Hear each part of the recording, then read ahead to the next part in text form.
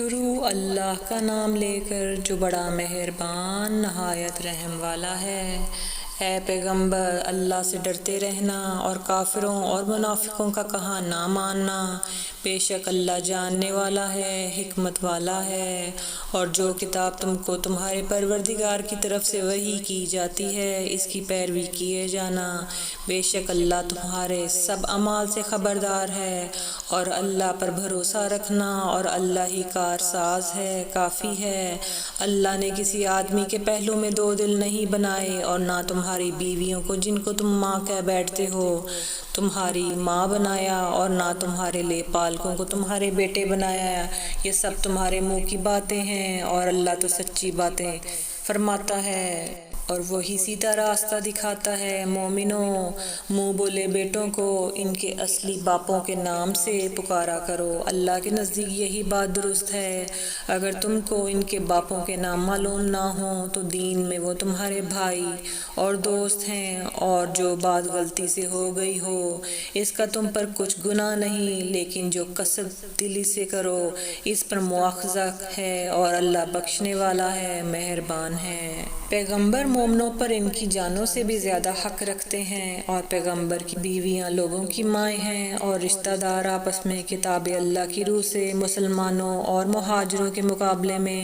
ایک دوسرے کے ترکے کے زیادہ حقدار ہیں، مگر یہ کہ تم اپنے دوستوں کے ساتھ احسان کرنا چاہو۔ یہ حکم کتاب یعنی قرآن میں لکھ دیا گیا ہے، اور جب ہم نے پیغمبروں سے ان کا عہد لیا، اور تم سے اور نوح سے اور ابراہیم سے اور موسیٰ سے اور مریم کے بیٹے عیسیٰ سے، اور ہم نے عہد بھی ان سے پکا لیا تاکہ سچ کہنے والوں سے ان کی سچائی کے بارے میں اللہ دریافت کرے، اور اس نے کافروں کے لیے دکھ دینے والا عذاب تیار کر رکھا ہے۔ مومنوں، اللہ کی اس مہربانی کو یاد کرو جو اس نے تم پر اس وقت کی جب فوجیں تم پر حملہ کرنے کو آئیں تو ہم نے ان پر آندھی چھوڑ دی، اور ایسے لشکر نازل کیے جن کو تم دیکھ نہیں سکتے تھے، اور جو کام تم کرتے ہو اللہ ان کو دیکھ رہا ہے۔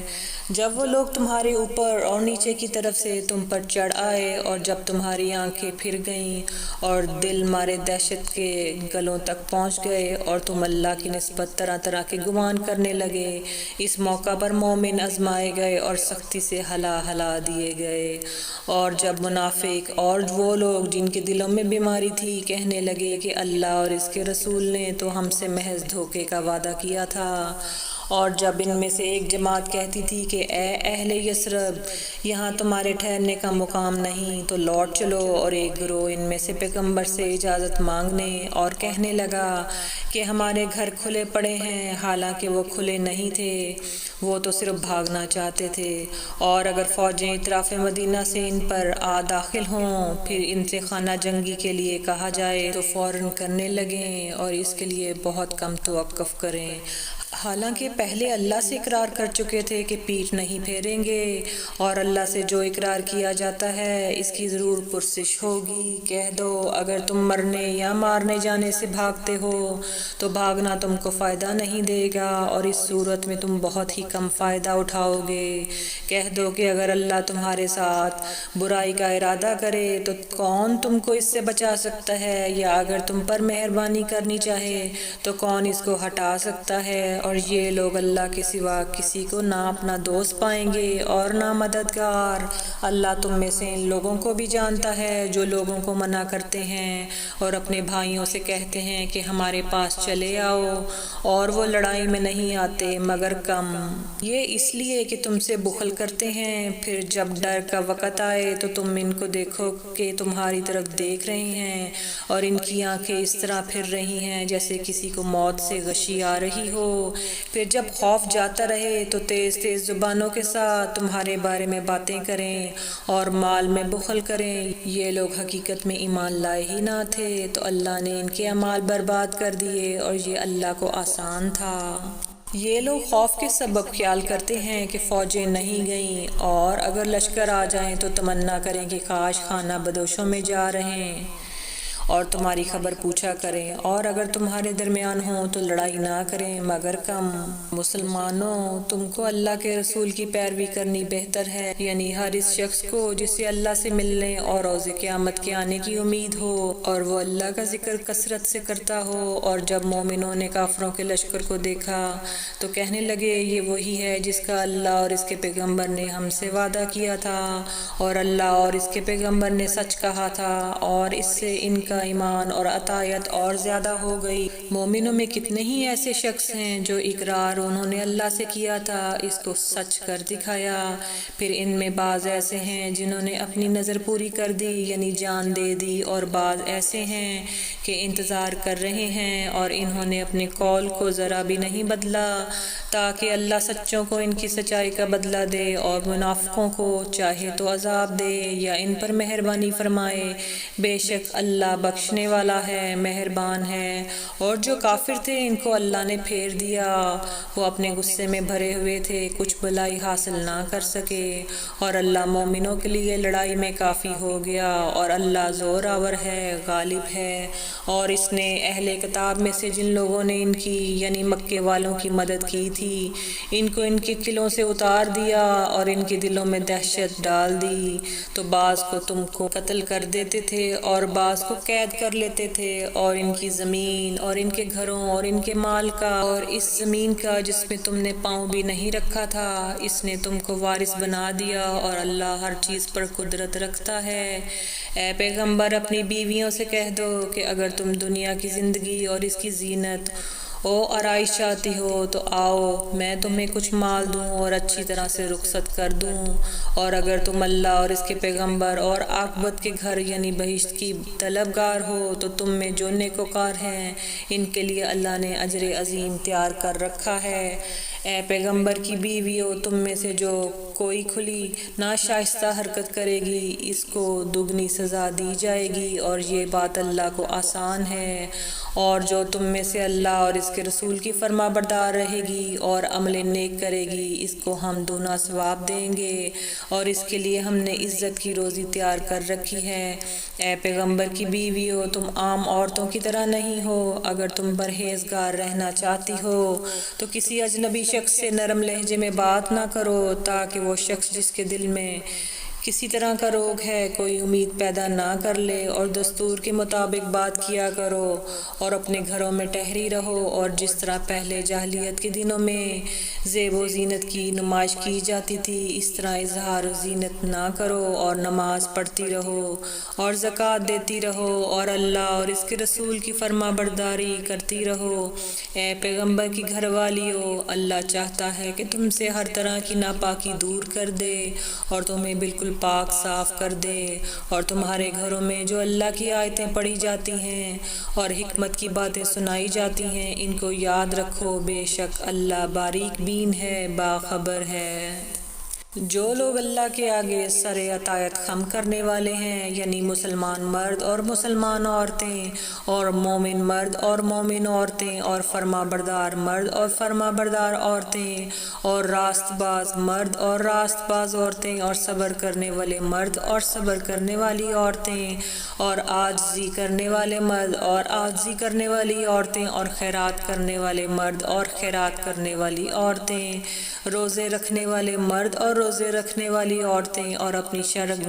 شرمگاہوں کی حفاظت کرنے والے مرد اور حفاظت کرنے والی عورتیں اور اللہ کو کثرت سے یاد کرنے والے مرد اور کثرت سے یاد کرنے والی عورتیں، کچھ شک نہیں کہ ان کے لیے اللہ نے بخشش اور اجر عظیم تیار کر رکھا ہے۔ اور کسی مومن مرد اور مومن عورت کو حق نہیں ہے کہ جب اللہ اور اس کا رسول کوئی بات طے کر دیں تو وہ اس کام میں اپنا بھی کچھ اختیار سمجھیں، اور جو کوئی اللہ اور اس کے رسول کی نافرمانی کرے وہ بالکل گمراہ ہو گیا۔ اور جب تم اس شخص سے جس پر اللہ نے احسان کیا تھا اور تم نے بھی احسان کیا تھا یہ کہتے تھے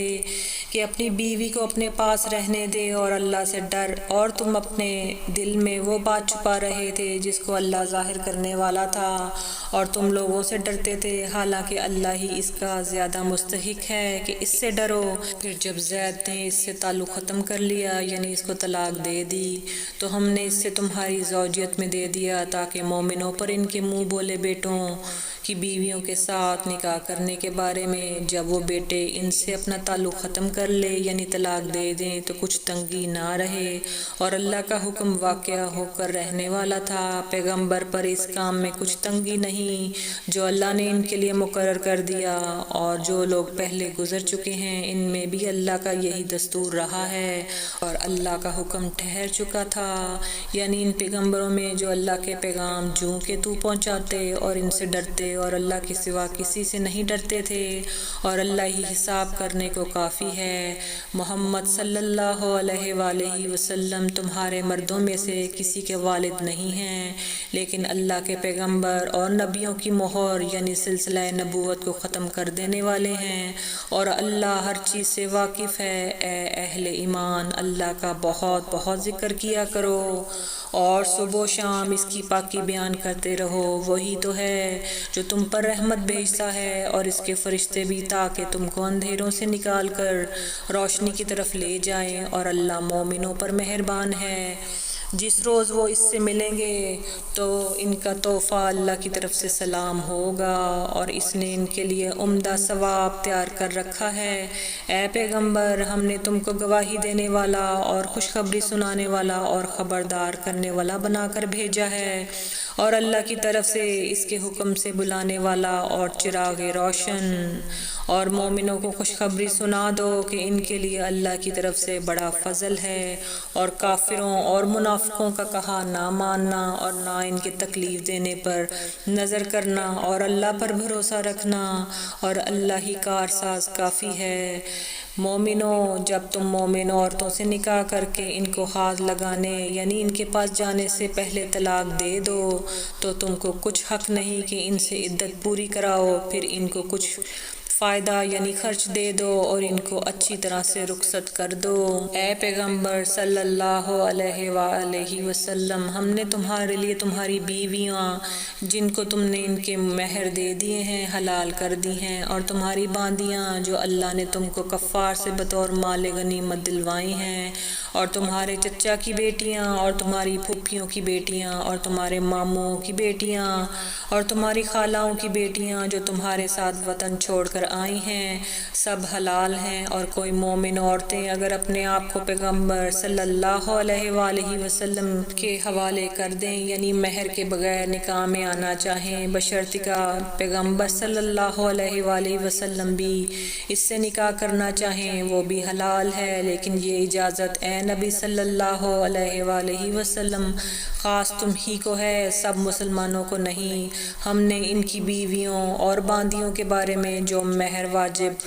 الادا مقرر کر دیا ہے ہم کو معلوم ہے، یہ اس لیے کیا گیا ہے کہ تم پر کسی طرح کی تنگی نہ رہے، اور اللہ بخشنے والا ہے، مہربان ہے۔ اے پیغمبر صلی اللہ علیہ وآلہ وسلم، تم کو یہ بھی اختیار ہے کہ جس بیوی کو چاہو پیچھے رکھو اور جسے چاہو اپنے پاس رکھو، اور جس کو تم نے پیچھے کر دیا ہو اگر اس کو پھر اپنے پاس طلب کر لو تو تم پر کچھ گناہ نہیں۔ یہ اجازت اس لیے ہے کہ ان کی آنکھیں ٹھنڈی رہیں اور وہ رنجیدہ نہ ہوں، اور جو کچھ تم ان کو دو اسے لے کر سب خوش رہیں، اور جو کچھ تمہارے دلوں میں ہے اللہ اسے جانتا ہے، اور اللہ جاننے والا ہے، بردبار ہے۔ اے پیغمبر صلی اللہ علیہ وآلہ وسلم، ان کے سوا اور عورتیں تم کو جائز نہیں، اور نہ یہ کہ ان بیویوں کو چھوڑ کر اور بیویاں کر لو، خواہ ان کا حسن تم کو کیسا ہی اچھا لگے، مگر وہ جو تمہارے ہاتھ کا مال ہے یعنی باندیوں کے بارے میں تم کو اختیار ہے، اور اللہ ہر چیز پر نگاہ رکھتا ہے۔ مومنوں، پیغمبر صلی اللہ علیہ وآلہ وسلم کے گھروں میں نہ جایا کرو مگر اس صورت میں کہ تم کو اجازت دی جائے یعنی کھانے کے لیے بلایا جائے، جبکہ اس کے پکنے کا انتظار بھی نہ کرنا پڑے، لیکن جب تمہاری دعوت کی جائے تو جاؤ، اور جب کھانا کھا چکو تو چل دو، اور باتوں میں جی لگا کر نہ بیٹھ رہو۔ یہ بات پیغمبر صلی اللہ علیہ وآلہ وسلم کو ایذا دیتی تھی، اور وہ تم سے حیا کرتے تھے اور کہتے نہیں تھے، لیکن اللہ سچی بات کے کہنے سے نہیں شرماتا۔ اور جب پیغمبر صلی اللہ علیہ وآلہ وسلم کی بیویوں سے کوئی سامان مانگو تو پردے کے باہر سے مانگو، یہ تمہارے اور ان کے دلوں کے لیے بہت پاکیزگی کی بات ہے، اور تم کو یہ شایع نہیں کہ رسول اللہ صلی اللہ علیہ وآلہ وسلم کو تکلیف دو، اور نہ یہ کہ ان کی بیویوں سے کبھی ان کے بعد نکاح کرو، بے شک یہ اللہ کے نزدیک بہت بڑا گناہ کا کام ہے۔ اگر تم کسی چیز کو ظاہر کرو یا اس کو مخفی رکھو تو یاد رکھو کہ اللہ ہر چیز سے باخبر ہے۔ خواتین پر اپنے باپ دادا سے پردہ نہ کرنے میں کچھ گناہ نہیں، اور نہ اپنے بیٹوں سے، اور نہ اپنے بھائیوں سے، اور نہ اپنے بھتیجوں سے، اور نہ اپنے بھانجوں سے، نہ اپنی سی خواتین سے، اور نہ اپنے باندی غلاموں سے۔ اور اے خواتین، اللہ سے ڈرتی رہو، بے شک اللہ ہر چیز سے واقف ہے۔